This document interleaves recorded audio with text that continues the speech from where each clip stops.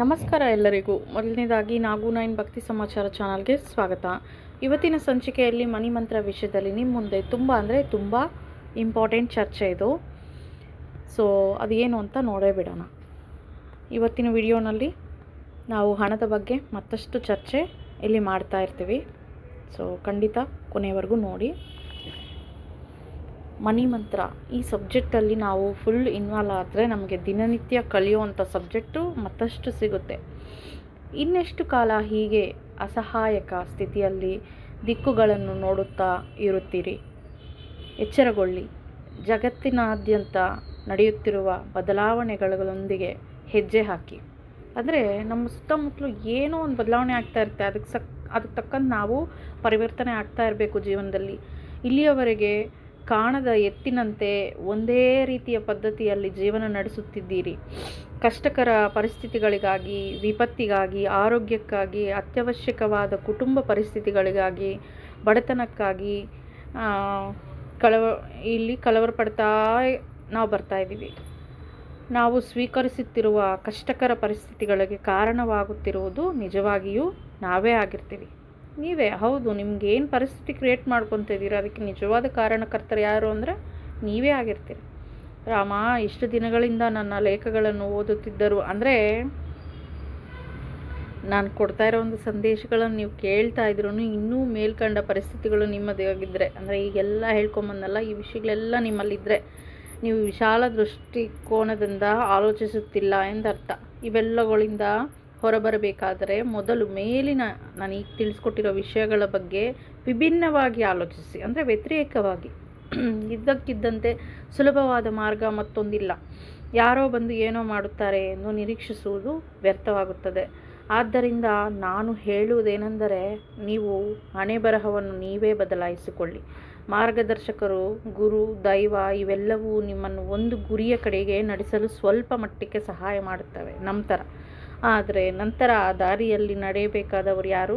ನಾವೇ ಆಗಿರ್ತೀವಿ. ಯಾರು ಬದಲಾವಣೆ ಬಯಸ್ತಾ ಇರ್ತಾರೋ ಅವರು. ನೀವು ಆಯ್ಕೆ ಮಾಡಿಕೊಂಡ ದಾರಿಗೆ ಸಂಬಂಧಿಸಿದದ್ದೇ ನಿಮಗೆ ದೊರೆಯುತ್ತದೆ. ನೀವು ಏನು ಯೋಚನೆ ಮಾಡ್ತಾ ಇರ್ತಾರೋ ಅದೇ ನಿಮ್ಮ ಜೀವನದಲ್ಲಿ ನಡೆಯುತ್ತೆ. ಅದು ನಿಮ್ಮ ಕೈಯಲ್ಲಿಯೇ ಇದೆ. ಅದು ಹಣವಾಗಿರಬಹುದು, ಸಂಪತ್ತಾಗಿರಬಹುದು, ಅಥವಾ ಇನ್ನೇನಾದರೂ ಆಗಿರಬಹುದು.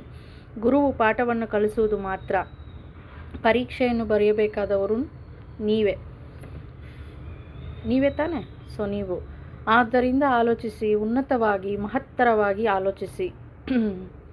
ಕ್ರಿಯಾಶೀಲ ಕನ್ಯಕನನ್ನು ಅಂದರೆ ನಾವು ಇಲ್ಲಿ ನಮ್ಮ ಮನಸ್ಸು ಒಳಗಡೆ ಇರೋ ಅಂತರಾಳದಲ್ಲಿರೋ ದೇವ್ರನ್ನ ನೋಡಬೇಕಂದ್ರೆ ಅದು ಯಾವ ರೀತಿ ನೋಡ್ತೀವಿ? ಫಾರ್ ಎಕ್ಸಾಂಪಲ್ ಇಲ್ಲಿ ಮಹಾಲಕ್ಷ್ಮಿಯನ್ನು ನೋಡಬೇಕಾ ಅಂತ ಅಂದ್ಕೊಂಡ್ರೆ ನೀವು ಪದ್ಮಾವತಿ ಚಾನಲ್, TTD ಚಾನಲಲ್ಲಿ ಪದ್ಮಾವತಿ ದೇವಿಗೆ ಊಂಜಲ್ ಸೇವೆ ಮಾಡ್ತಾರೆ, ಅಲಂಕರೀಕೃತವಾಗಿ ಶುಕ್ರವಾರ ಪೂಜೆ ನಡೆಸ್ತಾರೆ. ಅಷ್ಟೇ ಯಾಕೆ ನಾಳೆ ಲಕ್ಷ್ಮೀನ ನಿಮ್ಮೆಲ್ಲರ ಮನೆಗಳಲ್ಲಿ ಅಲಂಕರೀಕೃತವಾಗಿ ನೀವು ನಿಲ್ಲಿಸಿರ್ತೀರ.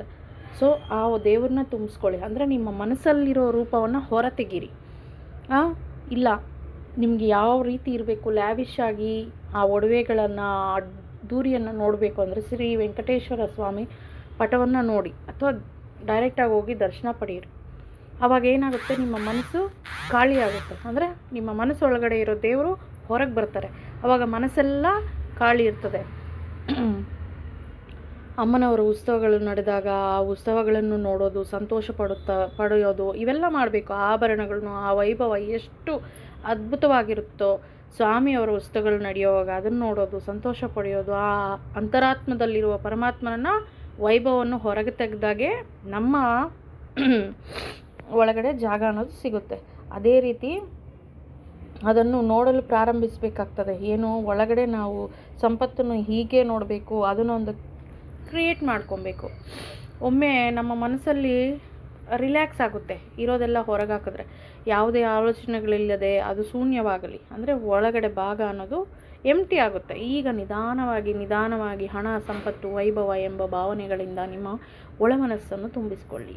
ಅವು ಹೆಚ್ಚುತ್ತಾ ನಿಮ್ಮ ಸ್ವಂತವಾದ ಅಖಂಡ ಸಂಪತ್ತಾಗಿ ಇಲ್ಲಿ ಪರಿವರ್ತನೆ ಆಗಲಿಕ್ಕೆ ಒಂದು ಹೆಜ್ಜೆ ಹಾಕುತ್ತೆ. ನೀವು ಆ ವೈಭವವನ್ನು ಕಲ್ಪಿಸಿಕೊಳ್ಳುತ್ತಿರುವಾಗ ಬೇರೆ ಯಾವುದೇ ನೆಗೆಟಿವ್ ಥಾಟ್ಸ್ ಅನ್ನೋದೇ ಬರಬಾರ್ದು, ಆಲೋಚನೆಗಳೇ ಬರಬಾರ್ದು. ನೆಗೆಟಿವ್ ಆಲೋಚನೆಗಳನ್ನೋದನ್ನೇ ಅದ್ರಕ್ಕೆ ತರಬಾರ್ದು, ನಿಮ್ಮ ಮನಸ್ಸಿಗೆ ಬರದಂತೆ ನೋಡಿಕೊಳ್ಬೇಕು. ತಪ್ಪಾಗಿಯೂ ಯಾವುದೇ ನಕಾರಾತ್ಮಕ ಆಲೋಚನೆಗಳನ್ನು ನಿಮ್ಮ ಮನಸ್ಸೊಳಗೆ ಬರಲು ಬಿಡಬೇಡಿ. ನೀವು ಒಂದು ತುಂಬಿದ ಕೊಡದಂತೆ ಸಂಪೂರ್ಣವಾಗಿ ತುಂಬಿಕೊಳ್ಳಬೇಕು. ಸಂಪೂರ್ಣವಾಗಿ ತುಂಬಿದಾಗ ಮಾತ್ರ ನಿಮಗೆ ಏನಾದರೂ ಸಾಧಿಸಲು ಸಾಧ್ಯವಾಗುತ್ತದೆ. ಅದು ಹಣ ಸಂಪತ್ತು ಅನ್ನೋ ಮೆಸೇಜಿಂದ ತುಂಬಿರಬೇಕಾಗ್ತದೆ. ಸೊ ಆವಾಗ ಮಾತ್ರ ನಾವೇನಾರು ಸಾಧಿಸಬೇಕು ಅನ್ನೋಕ್ಕೆ ಆಗುತ್ತೆ. ಇನ್ನು ಮುಂದೆ ನೀವು ನಿಮ್ಮ ಜೀವನವನ್ನು ಹೊಸ ದೃಷ್ಟಿಯಿಂದ ನೋಡುವುದನ್ನು ಅಭ್ಯಾಸ ಮಾಡಿಕೊಳ್ಳಿ. ನಿಮ್ಮ ಸುತ್ತಲಿರುವವರು, ನಿಮ್ಮ ಕುಟುಂಬ ಅವರ ಸುಖ ಸಂತೋಷಗಳು, ಆಶೀರ್ವಾದಗಳು ಇವೆಲ್ಲವೂ ನಿಮ್ಮ ಜೀವನದಲ್ಲಿ ತುಂಬಿಕೊಳ್ಳುವಂತೆ ಬದಲಿಸಿಕೊಳ್ಳಿ. ನೀವು ನಿಮಗೆ ನೀವೇ ರಾಜನಿಗೆ ಎಲ್ಲ ರೀತಿಯ ವೈಭವಗಳು ಇರುತ್ತವೆ. ಅವುಗಳೊಂದಿಗೆ ನೀವು ಸಮೃದ್ಧಿಯಾಗಿ ವೈಭವದಿಂದ ಬದುಕಬೇಕೆಂದು ಆಶಿಸುತ್ತಾ ಪ್ರತಿದಿನ ಹೇಳಿಕೊಳ್ಳಿ. ಸೊ ರಾಜನ ಯಾರ ಹತ್ರ ಬೇಡ್ತಾರ? ಇಲ್ವಲ್ಲ. ಸೊ ಈ ಒಂದು ವಾಕ್ಯ ಪ್ರತಿನಿತ್ಯ ಹೇಳ್ಕೊಳ್ಳಿ. I am the king, yes you are the king. ನಾನೇ ರಾಜ, ಹೌದು ನೀವೇ ರಾಜ ಇರಲಿ. ಈ ರೀತಿ ಹೇಳಿಕೊಂಡು ನಿಮ್ಮ ಒಳ ಮನಸ್ಸಲ್ಲಿ ಸಂಪತ್ತು, ದುಡ್ಡನ್ನು ತುಂಬಿಸ್ಕೊಳ್ಳಿ. ಅದರಿಂದ ಪೂರ್ಣಗೊಳ್ಳವಾದ ಒಂದು ಸಂಪತ್ತನ್ನು ನೋಡಿ ವಿಜುವಲೈಸೇಷನ್ ಮಾಡ್ಕೊಳ್ಳಿ. ತುಂಬಿದ ಕುಟುಂಬ ನಾನು ಅನುಭವಿಸೋದು ಅಭ್ಯಾಸ ಮಾಡ್ಕೊಳ್ಳಿ.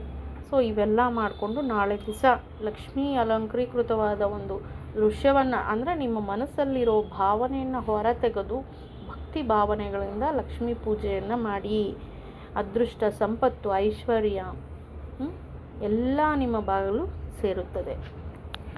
Thank you for watching.